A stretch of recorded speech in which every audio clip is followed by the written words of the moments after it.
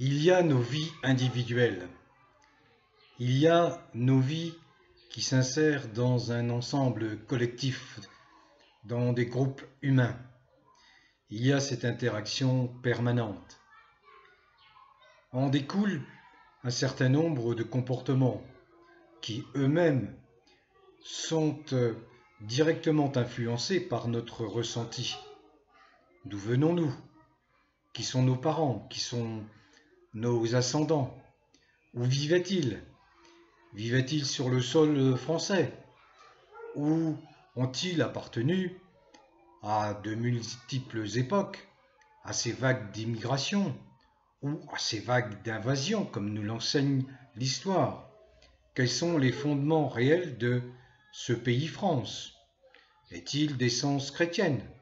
Ou faut-il quand même aller au-delà pour trouver le besoin d'unité ou d'unicité de gens qui vivent rassemblés sur un même espace territorial?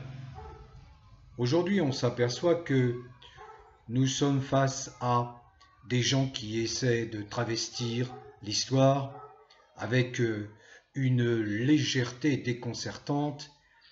Légèreté, je pense que le mot est à prendre avec une connotation dérisoire, dans la mesure où ces gens ne sont que des gens comme vous. Je ne vais pas les nommer, vous allez les bien voir à qui je peux songer. Je pense que ce sont des gens à la nature perturbée, de la même façon que Macron est un être profondément perturbé, tel que l'a parfaitement décrit le professeur Sagatori. De tous ces gens qui émergent et qui, miraculeusement, du jour au lendemain, semblent incarner une France, leur France, mais une France qui est la France de l'exclusion, qui est la France de l'ostracisme, qui est la France de la différenciation en permanence. Vous savez, c'est cette théorie auquel j'ai souvent fait référence et qui était l'idéologie sur laquelle reposait le régime nazi, c'est-à-dire l'eugénisme, c'est-à-dire la consécration au lieu de l'acceptation, la consécration des différences en attisant tout ce qui peut opposer les gens, les rendre agressifs les uns vis-à-vis des autres. Mais c'est faire abstraction, alors quand ces gens-là se prétendent sur les plateaux des médias des êtres éclairés, intelligents, avec une culture profonde, laissez-moi en douter vraiment, parce que ce qu'ils oublient tout simplement, c'est que lorsqu'ils traitent de la société, ils traitent de ce qui compose la société. Ce qui compose la société, ce sont des êtres humains qui appartiennent à une espèce animale bien identifiée parmi d'autres milliers d'espèces animales sur la planète. Sauf que cette espèce animale, l'espèce humaine, a cette singularité, en tout cas par rapport à d'autres, d'avoir conscience de sa propre existence. Alors je ne comprends pas bien cette bêtise crasse développée par quelques candidats à l'élection présidentielle, mais ça ne me surprend pas parce qu'ils sont en soif d'existence, soif de reconnaissance.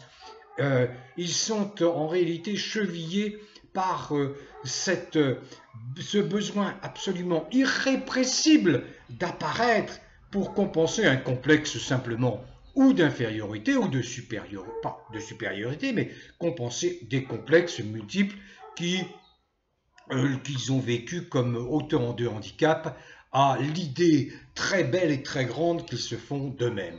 Voyez un petit peu tous ces gens extrêmement malveillants, tous ces gens haineux qui se déversent sur les plateaux des médias et qui tentent d'attiser les haines entre les Français sous prétexte que les uns auraient telle confession, telle croyance, telle origine, etc. Ça ne ressemble à rien. C'est simplement vouloir allumer tous les feux de la haine et surtout déclencher le chaos et la guerre civile. tout ce que désire Macron depuis qu'il est arrivé, parce que c'est un fou dément qui a bien été identifié et qui est bien identifié, y compris par ceux qui l'ont porté au pouvoir et qui veulent très vite s'en débarrasser. Macron est lâché par tous ceux qui l'ont porté au pouvoir, car il inquiète tout le monde, car ils savent quand même, il y a des gens éclairés parmi ceux qui ont porté Macron au pouvoir. Ils ont étudié l'histoire, notamment l'histoire avec ces dictateurs sanguinaires en France. Et Macron est sur cette pente-là. Lorsqu'on le voit, le mal, les blessures qu'il a infligées, les morts qu'il a infligées en France, je pense aux gilets jaunes, aux éborgnés, aux mutilés, je pense à toute cette terreur qu'il sème en permanence. Grâce à quoi? À une immonde police qui, bien sûr, je vous l'ai déjà dit, rendra des comptes. C'est la raison pour laquelle il faut bien s'attacher à ne pas rater le rendez-vous de l'élection présidentielle de 2022. Et encore une fois, je ne donnerai aucun avis avant le terme, avant quelques semaines de l'élection. Mais sachez bien faire évoluer votre appréciation, sachez faire preuve de discernement, écoutez bien les uns et les autres. À un moment donné, il faudra faire abstraction, y compris de tout ce que vous avez cru pendant 20 ans, 30 ans, 40 ans, parce que vous étiez enfermé dans ce qu'on appelle le dogme, parce qu'on vous met dans la tête du poison, on vous explique que l'autre est un ennemi, qu'il est pire, parce que la différence fait peur aux faibles. Et en ce moment, la différence fait peur à un faible dont le nom commence par Cède. Ah, ce n'est pas Zorro, c'est tout sauf Zorro, mais c'est un être extrêmement inquiétant, très dangereux pour l'avenir de la France. Tout le monde aspire à vivre en paix, tout le monde aspire à ce que ses proches, ses enfants, sa famille vivent dans de bonnes conditions.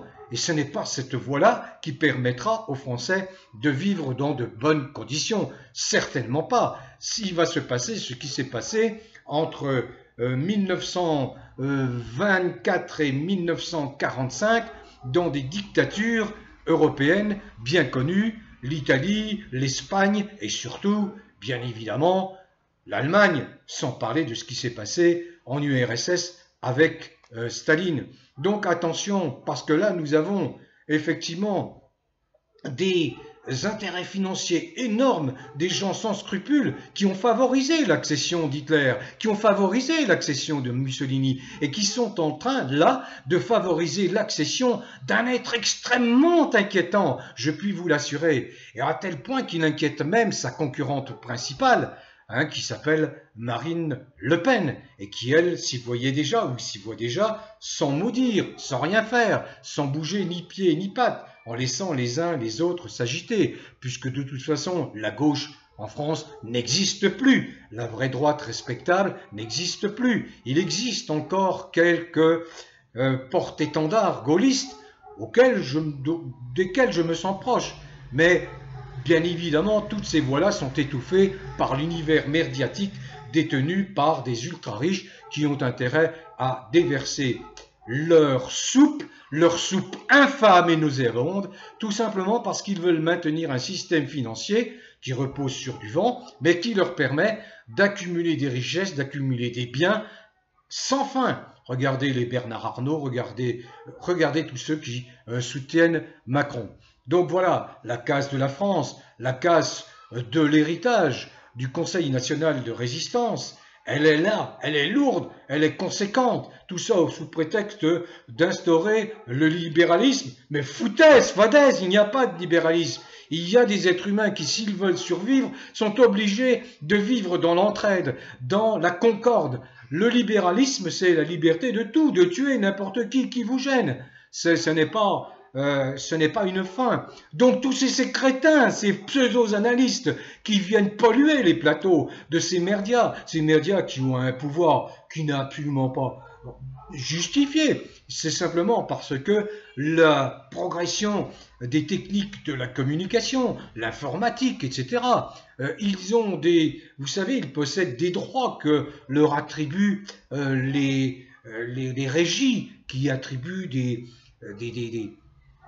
des chaînes, des possibilités d'émettre, mais ils le sont, ils salissent, ils ont vomi, ils flétrissent le métier de journaliste. C'est une honte absolue. Il n'y a plus de vrais journalistes, à quelques dinosaures auxquels j'appartiens. Mais quand vous voyez à la télé, c'est scandaleux, ça fait vomir.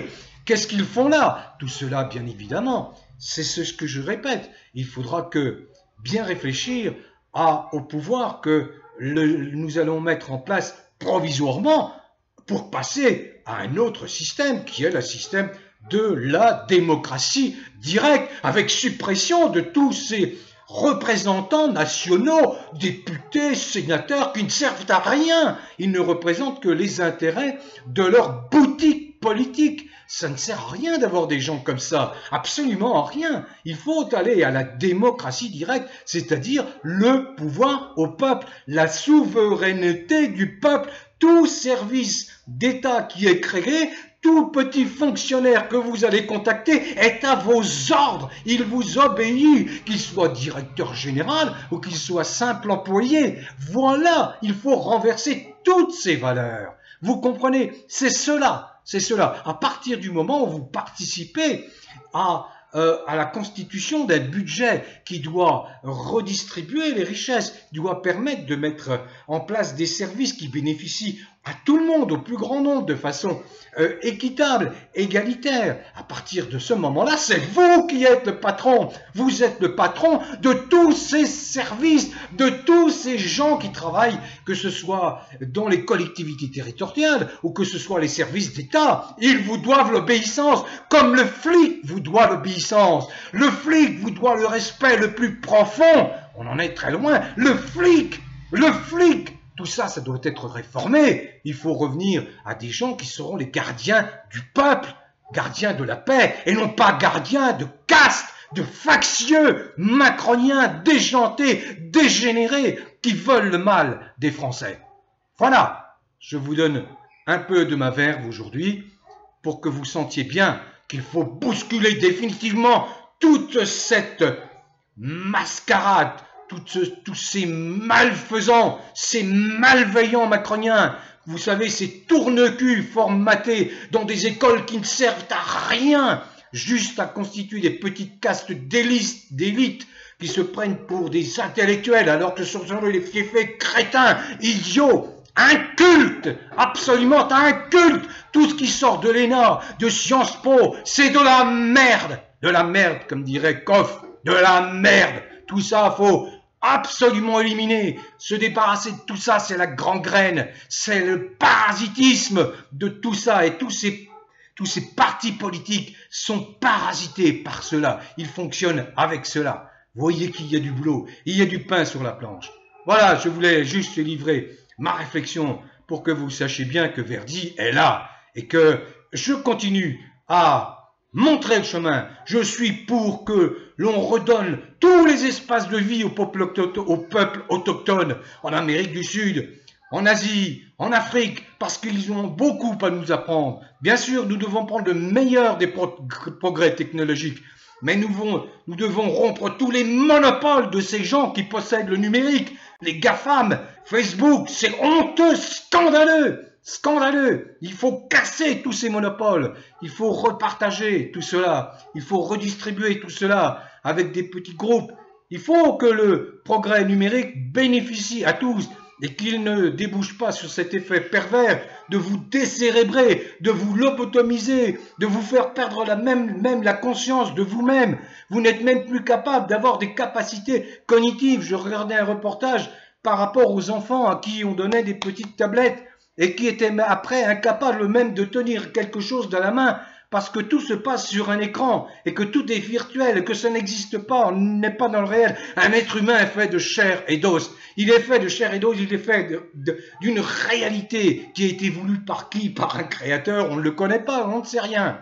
Mais il y a bien d'autres choses qui sont bien plus intéressantes. La science qui fait des progrès dans la mécanique quantique, des découvertes fabuleuses sur le plan de l'astronomie. Vous avez des astrophysiciens fabuleux, j'en ai parlé récemment, qui nous ouvrent des voies et on n'en entend pas suffisamment, on vous brouille les messages parce que ça vous rendrait trop intelligent. Donc, fixez-vous là-dessus, réfléchissez bien, le personnage ou les gens qui pourront prendre le pouvoir, peut-être que ça vous déstabilisera, mais n'hésitez pas à rompre complètement avec les habitudes qui auront pu être les vôtres pendant 10, 20, 30, 40 ans, parce que vous avez été embrigadés, parce que vous avez été à un moment donné endoctrinés par des gens qui vous ont fait croire que ils vous rendraient heureux. Mais est-ce vrai? Depuis 40 ans, la France n'a cessé de se dégrader. La seule période, une des rares périodes, c'est la période gaulliste, quand De Gaulle est arrivé,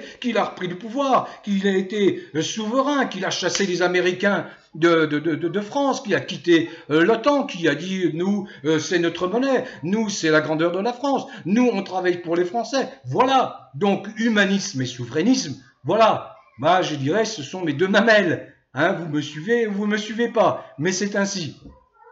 J'aurai l'occasion de développer un petit peu les analyses de façon très libre pour que vous-même vous vous imprégniez d'une forme de réflexion qui, le moment venu, vous fasse faire le bon choix, c'est-à-dire en avril 2022, le bon choix, même s'il s'agit de rompre avec 20, 30, 40 ans d'habitude de vote par rapport à tel ou tel parti ou groupement. Ils n'ont plus aucune crédibilité pour la plupart. Pour 95%, ils n'ont plus aucune crédibilité. Sauf que quelques-uns ont de bons programmes et d'autres se sont particulièrement bien comportés dans cette soi-disant crise sanitaire. Et eux mériteront votre attention. Voilà ce que je voulais vous dire. Bon vent à tous les vrais Français. Rassurez-vous, quelles que soient vos origines, hein, pas de problème, quelle que soit la couleur de votre peau, quelle que soit votre culture d'origine, c'est merveilleux si elle est différente des autres. Il n'y a pas de souci, on s'enrichit comme ça. D'accord? Quelles que soient vos croyances religieuses, philosophiques ou spirituelles, là c'est la grande tolérance. On a le droit de croire à tout ce que l'on veut. D'accord? L'important c'est de ne gêner personne. Ok?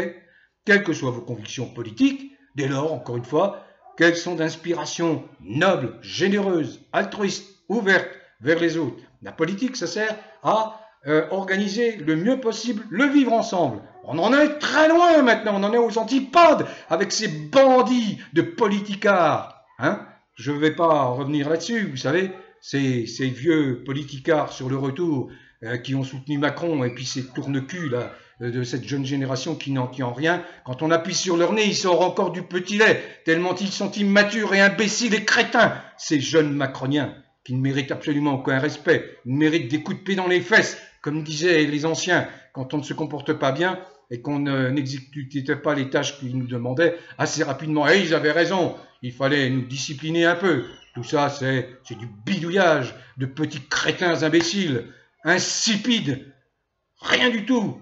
Vous voyez, c'est de l'indigence parfaite, toute cette Macronie, tous ces macroniens, rien, aucune substance, rien. Donc voilà, il faudra chasser ça sans ménagement. Donc, bon vent, cultivez surtout le bien-être, continuez sans cesse, gardez toujours le moral chevillé au corps. Ça, c'est vraiment la meilleure façon de lutter contre les malfaisants, les malveillants, les nuisibles macroniens. Ça, c'est la meilleure façon. Ça les déstabilise. Je peux vous le garantir.